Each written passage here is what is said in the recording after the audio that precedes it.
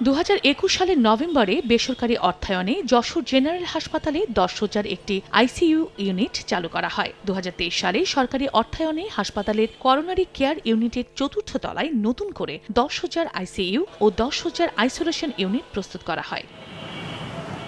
তবে রোগী ওঠানামার জন্য লিফট ও জনবল না দিয়ে উদ্বোধন করায় এখন পর্যন্ত এই ইউনিট কেউ ব্যবহার করতে পারেনি। হাসপাতালের বর্তমান জনবল দিয়ে কোনো মতে চালু রাখা হয়েছে বেসরকারি উদ্যোগে নির্মিত ইউনিটটি।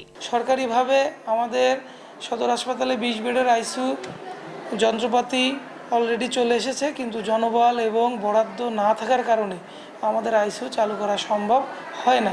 সরকার যদি দ্রুত এগুলার দিকে নজর দেয় এবং দ্রুত চালু করে দেয়, জনবল দেয় এবং লিফটটা চালু করতে পারি, তাহলে আমরা দ্রুত আইসিইউটাকে চালু করতে পারবো। সরকারি খরচে নির্মাণ করা ইউনিটটি চালু না করায় স্বল্প খরচে উন্নত চিকিৎসা সেবা নিতে পারছেন না জেলাবাসী। আইসিইউর যে ব্যয় যশোর সাধারণ মানুষের পক্ষে এই ব্যয়টা বহন করা অত্যন্ত কষ্টকর।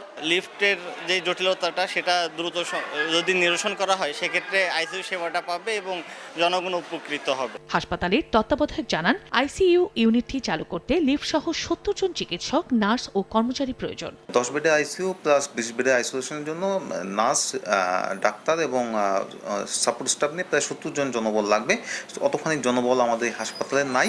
তবে এলিভেটর শ্যাফট হলে আমরা প্রাথমিকভাবে কাজ শুরু করতে পারি, পরবর্তীকালে জনবলের সমাধান হয়তো ধাপে ধাপে আমাদের অধিদপ্তর মিনিস্ট্রি থেকে করা যেতে পারে। কর্তৃপক্ষের তথ্য মতে বর্তমানে যশোর জেনারেল হাসপাতালের আইসিইউ ইউনিটে প্রতি মাসে অন্তত 100 শয্যা চাহিদা রয়েছে। সময় সংবাদ, যশোর।